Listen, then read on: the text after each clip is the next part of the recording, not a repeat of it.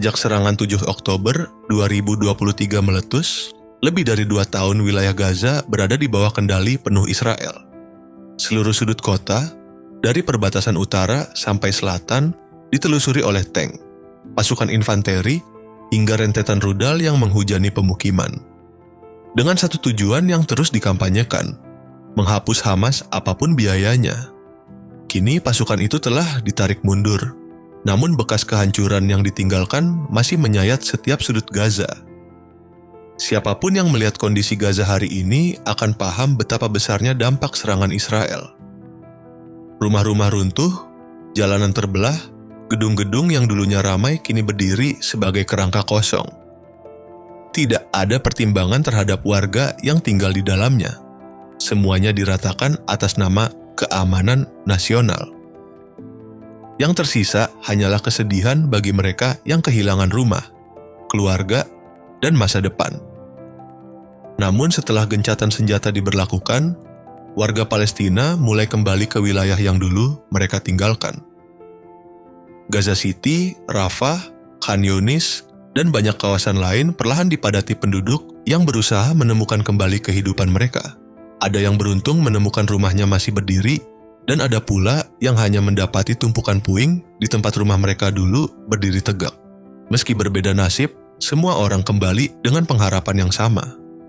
Memulai hidup baru setelah periode paling gelap dalam sejarah Gaza.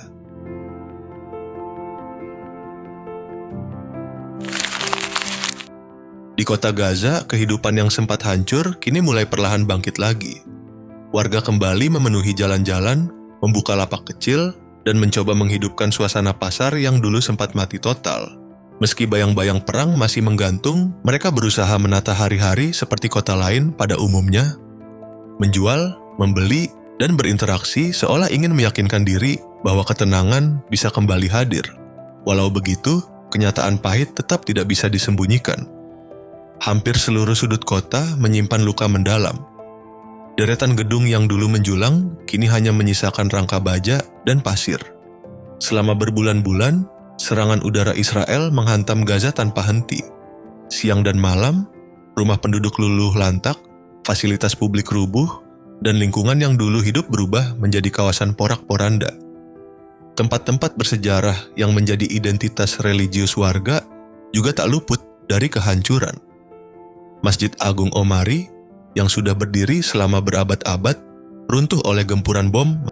Masjid Sayyid Al-Hashim, lokasi yang diyakini sebagai tempat peristirahatan leluhur Nabi Muhammad SAW, ikut rata dengan tanah.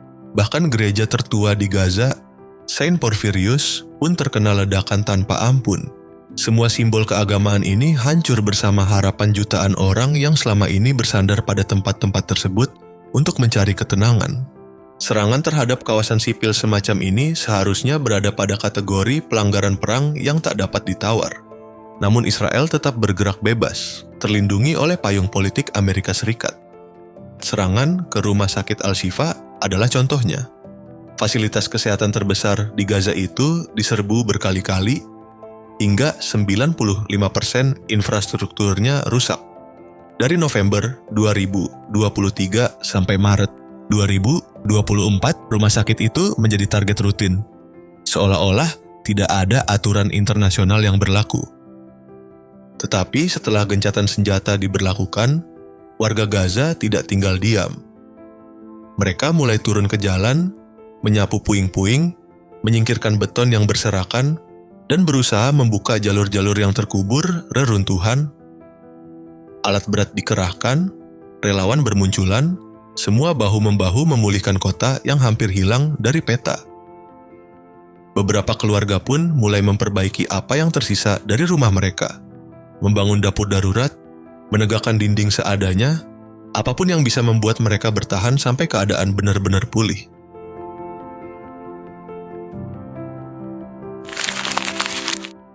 Di wilayah tepi barat, situasinya memang tidak sehancur Gaza.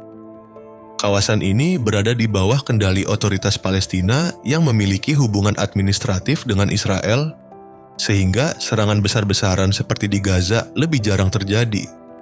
Meski begitu, bukan berarti wilayah ini aman sepenuhnya. Serangan tetap datang, hanya wujudnya berbeda. Pasukan Israel kerap mengerahkan drone untuk membidik pejuang Palestina, khususnya di kamp-kamp pengungsi seperti Jenin dan Tulkarm, dua wilayah yang sejak lama dicap sebagai pusat perlawanan. Dengan adanya gencatan senjata, banyak yang berharap tepi barat bisa bernapas lebih lega. Beberapa laporan menyebut warga mulai kembali ke masjid, menata halaman, dan membersihkan puing-puing sisa operasi penggerebekan sebelumnya. Secara teori, mereka seharusnya sudah bisa menjalani hari-hari tanpa rasa was-was yang berlebihan. Namun kenyataannya jauh lebih rumit daripada harapan. Sebab meski tembakan artileri dan operasi militer mulai mereda, kekerasan di tepi barat tidak ikut berhenti. Ancaman sekarang justru datang dari para pemukim Israel. Mereka melakukan penyerangan, mengusir penduduk Palestina dari rumahnya, hingga membakar truk bantuan makanan yang diperuntukkan bagi para pengungsi. Meski Perserikatan Bangsa-Bangsa sudah mengecam tindakan semacam ini, kekerasan di tepi barat tetap terus berulang, membuat warga Palestina tidak pernah benar-benar merasakan hasil dari gencatan senjata yang dijanjikan.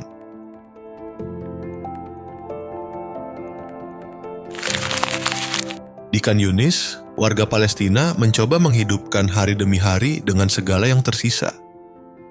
Mereka mengandalkan bantuan pangan yang datang bertahap, meski keluhannya sama.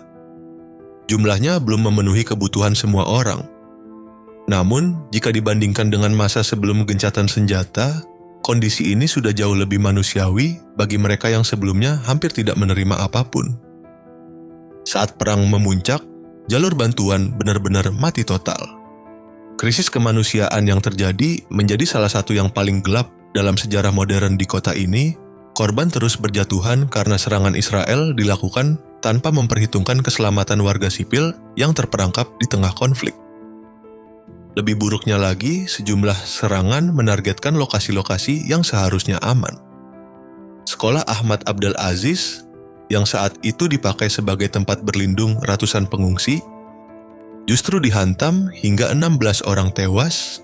Serangan terhadap titik pengungsian seperti ini bukan kejadian tunggal. Di wilayah Al-Mawashi, zona yang secara resmi dinyatakan sebagai area kemanusiaan, Israel tercatat melakukan 4 serangan sepanjang 2024.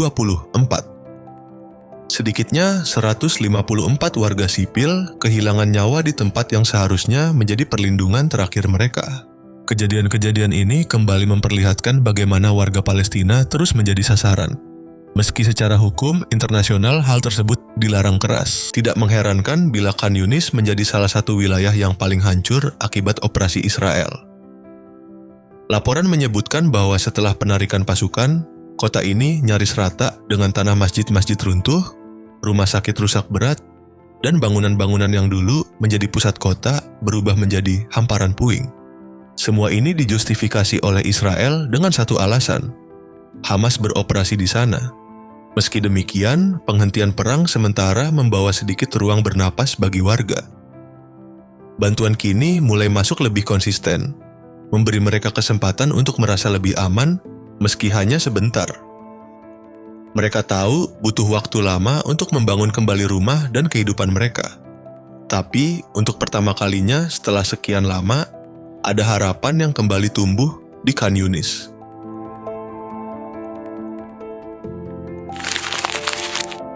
Di Jabalia, warga perlahan mencoba menata hidup mereka kembali.